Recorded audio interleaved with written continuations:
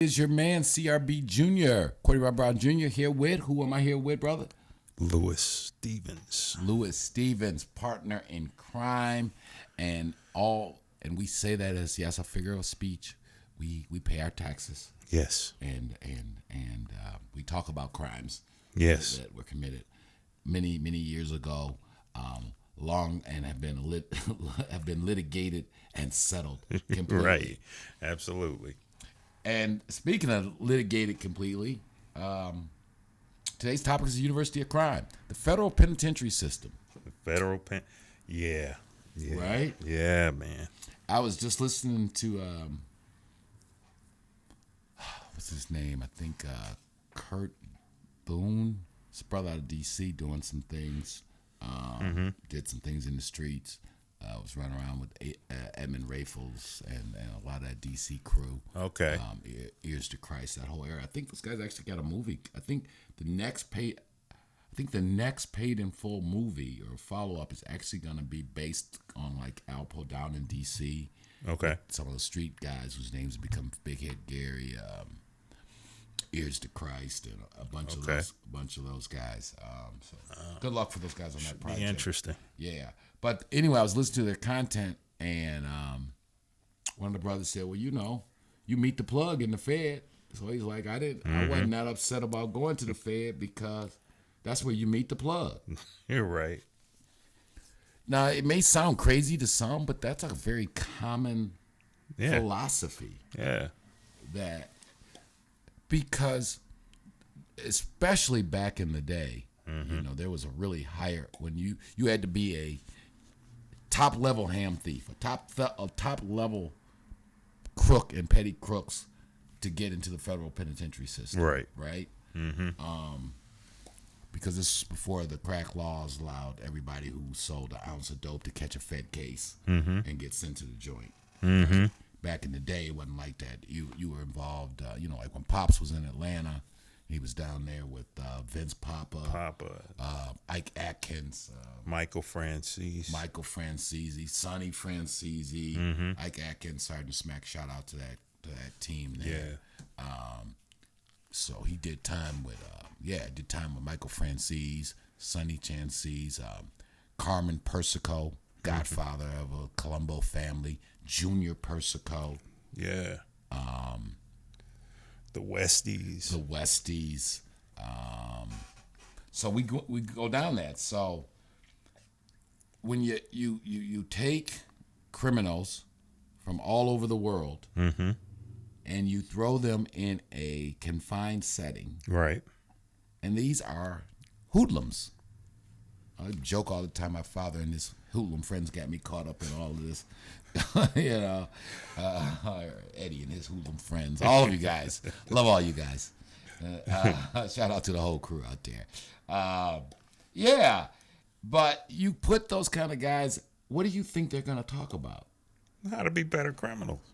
And like, what was y'all doing in Detroit? Okay, right. Well, what's your credit rating as a criminal? What is your credit rating? You're known for paying. So, because it was making me think, Pops, kind of one of his claim to fame and his street legacy is all the bags he really dealt with were international bags. When he working for Eddie, they were dealing with the mob, the Gambino family, right? Dealing directly with Carmine Lombardozzi, a.k.a. Doc Gambino, answering to Carlos Gambino bosses who were dealing with the French Connection hookup, dope coming out of Marseille,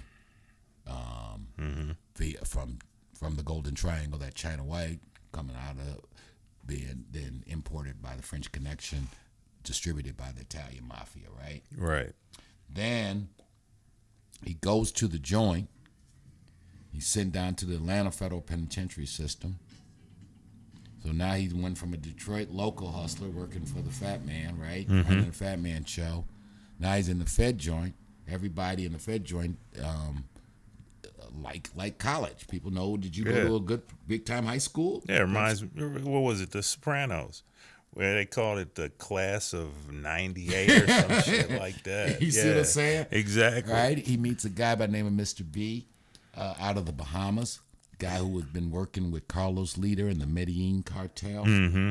A big fella, a whole different level than the ham thief street shit that Pop and them was doing here in the state. Right. You know, plugged in with the government. It helped set up Norman's K, this hookup they show in the movie Blow. Right. Where they're taking the bag from Colombia to the Bahamas, from the Bahamas into South Florida.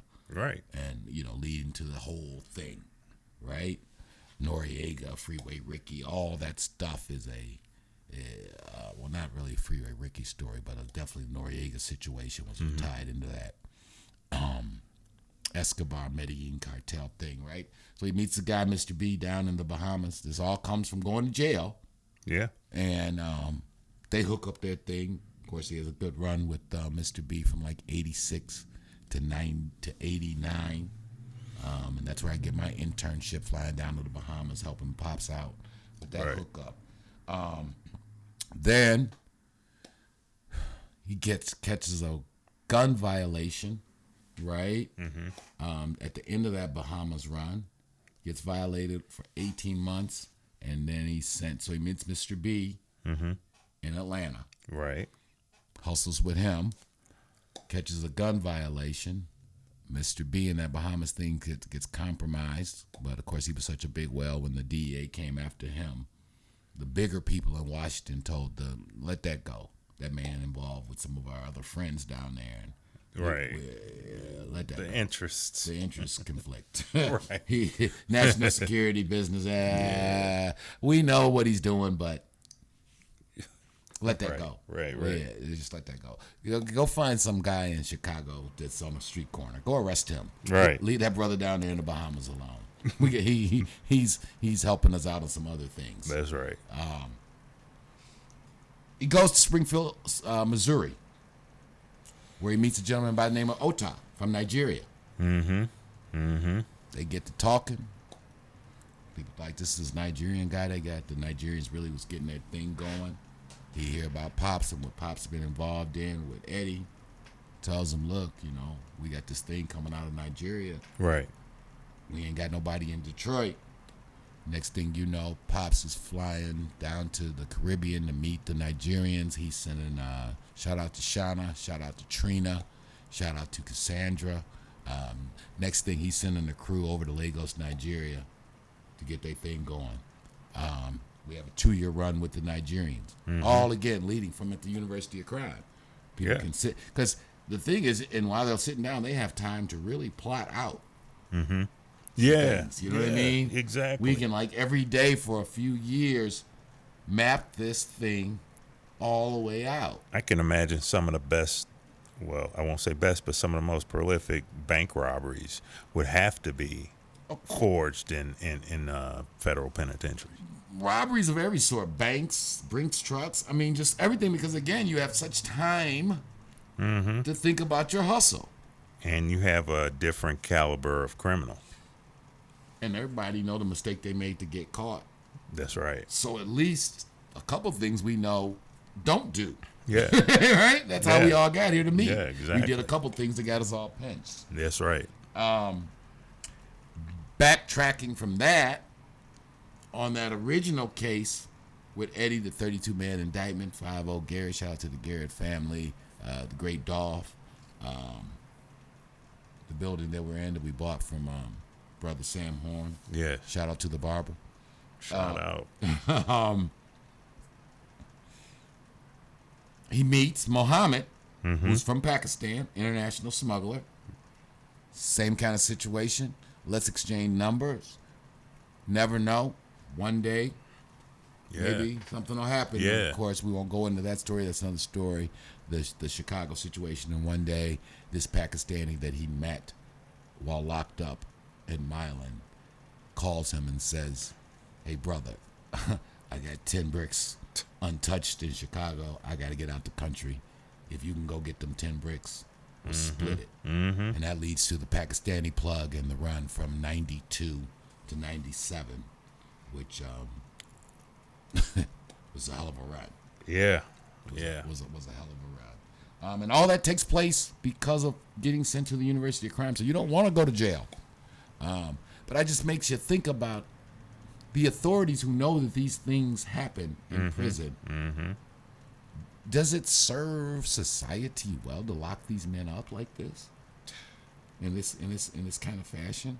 And I thought about Eddie's father in Wakefield.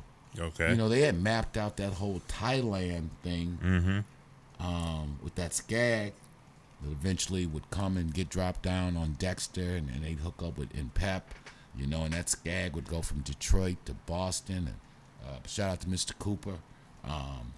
You know, that plan, that bag for that was hatched, again, in the federal penitentiary system. See? Demetrius, shout out R.I.P. Demetrius Holloway, the whale. Demetrius went to the Fed joint for robbing like U.S. mail trucks. He meets Eddie, the fat man, while locked up. A lot of Demetrius's tutelage, another guy that we're going to profile, I know helped him out a lot too, even though I don't think he met him in jail. He may have met Frank, and now I think about it, I take it back, he probably did meet Frank Nitty Usher, shout out to him, just an absolute Detroit street legend. We're going to profile him too, because I know we got a profile of Seal Murray coming up. Yeah, we got the real ones coming up. Did one on Henry Marzette. Great Yeah. response to that. So we're going to be doing a lot of that.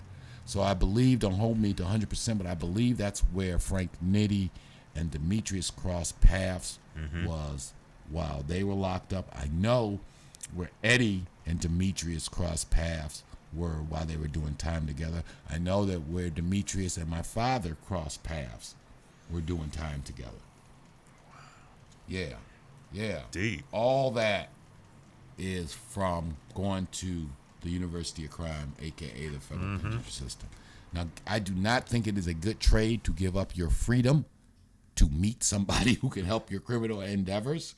and let's be real, the outcome for all those great stories and the people and things that I talked about led to lots of money being made in relative terms, but it all led to everybody going back to Right jail. back.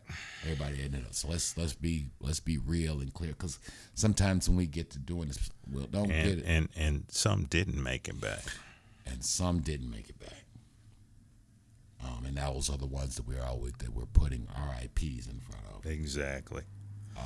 So some of those. And the flip side of it, you know, you got the University of Crime and the feds, but if you think about the state pen, how much worse? The University of Foolishness. The right, exactly. University of life-destroying interactions. Jesus, right. I mean, because if you're around people who went to jail for murder and assault and home invasion, exactly what are you gonna learn? The plug of how to break into Miss Jones' house. Right, exactly. The plug on how to hit somebody in the head over a dice game. The flip side and all of that. So, but yeah, the University of Crime, man. It is. It's interesting that the authorities who now have seen this pattern occur, and it goes all the way back to we were just speaking of Ellsworth Bumpy Johnson. Okay. Legend has it that's where he first met Lucky Luciano. Okay. The other big time. Oh, Frank Dutch. Costello. Oh, okay. Frank Costello was Bumpy doing time with those guys in Sing Sing. Oh, okay. Right. So this has been going on for a really, really long time. Wow. You know, and in that movie Heat, they say it, and Lord knows I've seen it play out in my life. At a certain level, people are like, if we didn't do time together, we can't do crime together. People are most comfortable with people from those backgrounds. So there's a lot of reasons why the Fed joint becomes the University of Crime. But again, it begs the question, if you was trying to stop crime, would you put all these people like that? That's not, you know. Nah, that's just cranking out more business. That's just cranking up more business, as we said, and all these great plugs and meetings that led. Because if they ain't getting that bag in, if they not selling what they selling, they not doing what they doing, what good is the what good is law enforcement if everybody's obeying the law? I mean, there would be a lot of unemployed parole officers, DEA agents, FBI agents if people stop breaking the law. Right. Unemployment in America would skyrocket. Yeah. Yes. And then you wouldn't be able to get all those billions of dollars in budgets, promotions, raises. Then you don't need all the technology and the surveillance equipment and no. Nah, this thing's good for me. You guys are good for business. And yeah, we won't even go into it, and the cycle just keeps turning. It's a cycle. The cycle keeps turning over and over again. So yeah, just a little conversation. Yeah. University of Crime.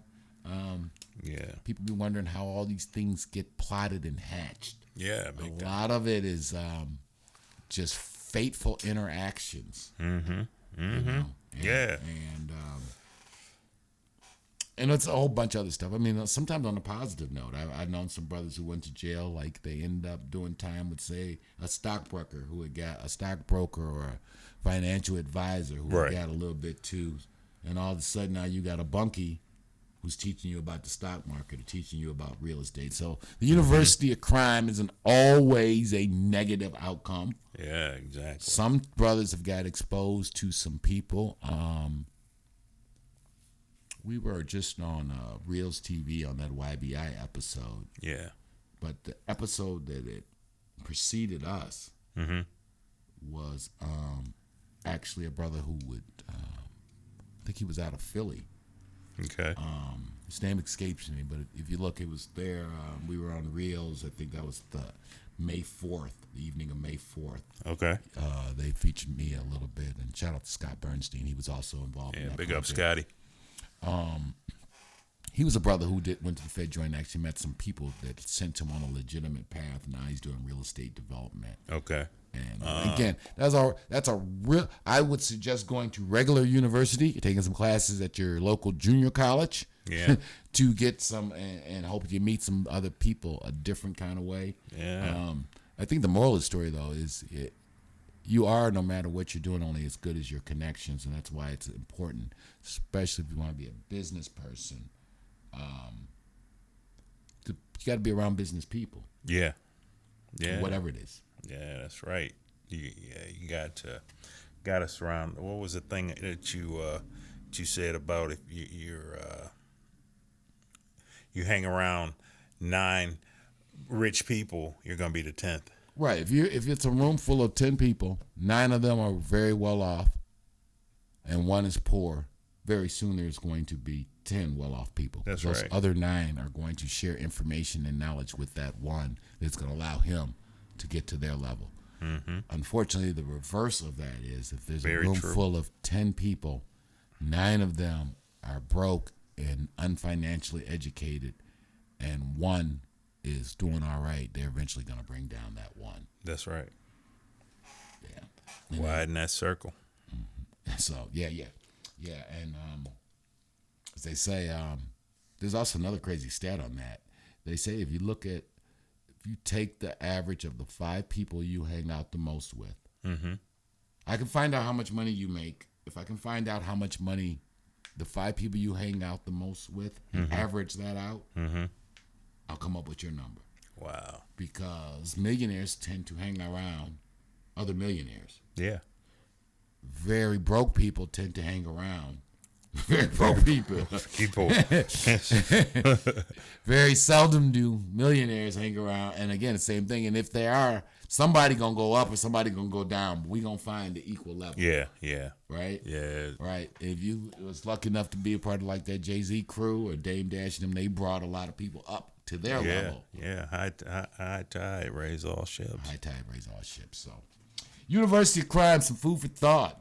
Make sure you guys are hitting that like, share, and subscribe button. What else you got, Brother Lou? Making of the Mafia is coming soon. Making of the Mafia. We are chronicling, this has been a decade-plus thing. It started off as a passion project. Yes, it did. Every time somebody, and it just hit me, when we were doing that thing for Reels TV. Just the journey of it all. That's right. Because the story of Pops and Eddie was the most. What did Eddie say in that? A original trailer that Jen and those guys at Parliament. Shout out to Jen and Dave London, people out Yeah, big up, y'all. Parliament. And Eddie had said, and this is the story of my dad, the biggest, best street hustler you never not heard of. Right. Well, you can't say that no more. 10 years later, 10 years later, the FatMan name ringing, rightfully so. Ringing bells. Yeah. So the legend is now, it is no longer just a Detroit legend for those who happen to have been involved. And hell, he got songs made after. They got songs about the FatMan now. That's right. Yeah. So awesome, man. University of Crime, Big Boss Filmworks, CB, Louis Big Stevens. Lou. All right. Making it happen. Love y'all. Share, like, subscribe. Holla at you.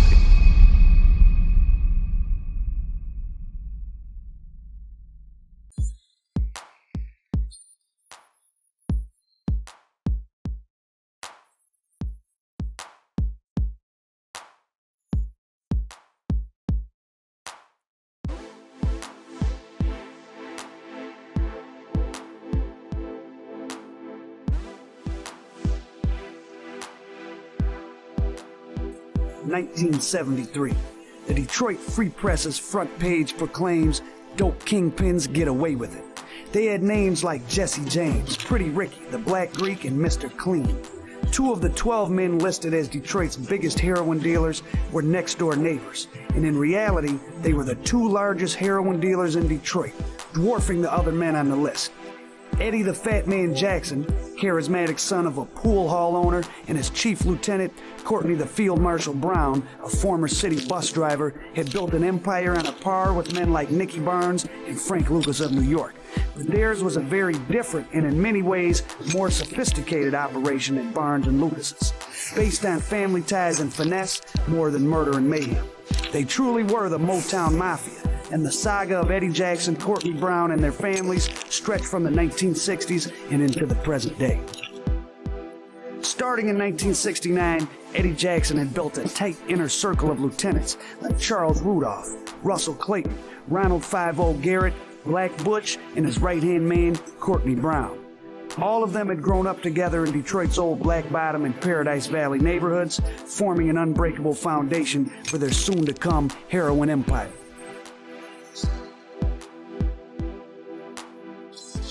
Well, we all grew up in the same neighborhood. They call it Paradise Valley. I came to Detroit from Alabama in the late 50s. So when you looked at Black Bottom, you looked at musicians, but you also looked at more. You had a spirit of great entertainment.